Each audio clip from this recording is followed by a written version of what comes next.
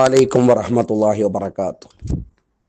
ഒരു യഥാർത്ഥ വിശ്വാസിയെ സംബന്ധിച്ചിടത്തോളം അമൽ ചെയ്യുമ്പോൾ നമ്മുടെ മദ്ഹബിൻ്റെ ഉലമാക്കൾ എന്താണ് അതിൻ്റെ വ്യക്തമായി കാര്യങ്ങൾ പറഞ്ഞ് എന്നുള്ള രീതിയിലാണ് നമ്മൾ കാര്യങ്ങൾ ഏറ്റെടുക്കേണ്ടത്. ഈ അടുത്ത് ചില പത്രത്തിൽ വന്നൊരു വിഷയം, ചില ആരോ പറഞ്ഞ കാര്യം, ഈ വെള്ളിയാഴ്ച പെരുന്നാൾ വന്നാൽ ജുമുഅ നിസ്കരിക്കേണ്ട ആവശ്യമില്ല എന്ന ഒരു വിചിത്രമായ ഒരു പ്രസ്താവന. സത്യത്തിൽ അത് ഒരിക്കൽ നബി സല്ലല്ലാഹു അലൈഹി വസല്ലമ ഒരു വെള്ളിയാഴ്ച പെരുന്നാൾ വന്ന സമയത്ത് പുണ്യ നബി സല്ലല്ലാഹു അലൈഹി വസല്ലം ഇങ്ങനെ പറഞ്ഞു, ഇവിടെ വന്ന ആളുകൾ വിദൂര ദേശത്തു നിന്ന് വന്നവരുണ്ട്, ജുമുഅ നിർബന്ധമില്ലാത്ത നാട്ടിൽ നിന്ന് വന്നവരുണ്ട്, അവരുടെ നാട്ടിൽ ജുമയ്ക്ക് പറ്റുന്ന എണ്ണം ആളുകളില്ലാതെ പെരുന്നാളിന് മാത്രം വന്നവരാണ് അവർ പല ആളുകളും. ഇനി അവിടെ തന്നെ താമസിക്കുന്ന ആളുകളുണ്ട്. നബി സല്ലല്ലാഹു അലൈഹി വസല്ലമയുടെ സദസ്സിൽ പല നാടുകളിലും വരുന്ന ആളുകളുണ്ടല്ലോ.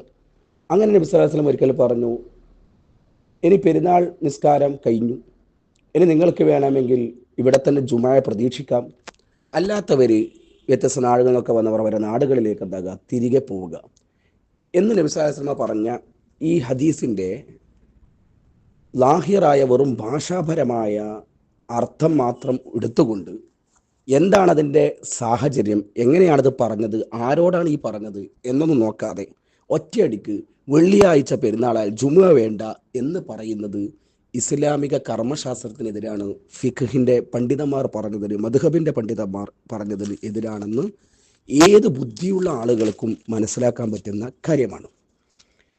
ഇത് നമുക്ക് മനസ്സിലാക്കാൻ പറ്റും. കാരണം വിശ്വാസങ്ങളുടെ അവിടെ വന്ന ആളുകളിൽ ജുമാ നിർബന്ധമില്ലാത്ത ആളുകൾ വന്നിട്ട്, വിദൂർ എന്നുള്ള അഹ്ലുൽ ബാദിയ അവാന്തര പ്രദേശങ്ങളിൽ നിന്ന് വന്ന ആളുകളുണ്ട്. അങ്ങനെയുള്ള ആളുകൾ ഇനി അവർ തന്നെ അവിടെ തന്നെ നിൽക്കുന്നുണ്ടെങ്കിൽ, അതായത് ആ മദീനയിൽ തന്നെ നിൽക്കുന്നുണ്ടെങ്കിൽ, ജുമാ നിർബന്ധമുള്ള ആ മദീനയിൽ തന്നെ നിൽക്കുന്നുണ്ടെങ്കിൽ അവരും ജുമാ നിസ്കരിക്കണം എന്ന് തന്നെയാണ് രീതിയും. അപ്പോൾ അവരോട് പറഞ്ഞു, നിങ്ങൾക്ക് വേണമെങ്കിൽ എന്താക്കാം, നാട്ടിലേക്ക് പോവാം. അപ്പോൾ പിന്നെ അവർക്ക് അവിടെ നാട്ടിൽ പോയ ജുമാ ഇല്ലല്ലോ, കാരണം അവരുടെ നാട്ടിൽ പിന്നെ ഒരു ഇസ്ലാമിക രാജ്യമല്ല, ആളുകളില്ല, ജുമാ നിർബന്ധമില്ലാത്ത നാടാണ് അവരുടെ നാട്. അപ്പോൾ അവർക്ക് എന്ത് ചെയ്താൽ മതി, അവിടുന്ന് ളുഹർ നമസ്കരിച്ചാൽ മതി, വേറെ വിഷയങ്ങൾ അവർ വരുന്നില്ല. അത് നമ്മുടെ ഇടയിലേക്ക് വരാം. ഇപ്പോൾ നമ്മൾ കണ്ണൂരിലെ ഒരു പള്ളിയിലാണ് ഞാൻ വിചാരിച്ചു, കണ്ണൂർ കണ്ണാടിപ്പറമ്പ് പള്ളിയിലാണ് ഞാനുള്ളത്. അപ്പോൾ ആ കണ്ണാടിപ്പറമ്പ് പള്ളിയിൽ ഞാൻ പറയാണ്, ഇപ്പോൾ പെരുന്നാൾ നിസ്കാരം കഴിഞ്ഞു, ഇനി എന്താക്കാം, ഈടില്ലാത്ത അവർക്കൊക്കെ എന്താക്കാം, അവരെ നാട്ടിലേക്ക് പോവാം. അവരെ നാട്ടിലേക്ക് പോകുമ്പോൾ ചിലപ്പോൾ അവരുടെ നാട്ടിൽ ജുമ ഉണ്ടാവണമെന്നില്ല, കാരണം എല്ലാ നാട്ടിലും ജുമ ഉണ്ടാവണമെന്നില്ല. ചില നാട്ടിൽ ആളുകളില്ലാത്തത് കൊണ്ടും ജുമ നടത്താൻ പറ്റാത്ത നാടൊക്കെ ഉണ്ടാവും. അപ്പോൾ പിന്നെ അവർക്ക് ജുമ നിർബന്ധമില്ലല്ലോ. ഇനി ഇവർ ഇവിടെ തന്നെ നിൽക്കുന്നുണ്ടെങ്കിൽ അവരവിടെ താമസിക്കുന്നവരാണ്, അപ്പോൾ അവർക്ക് ജുമ നിർബന്ധമാണ്.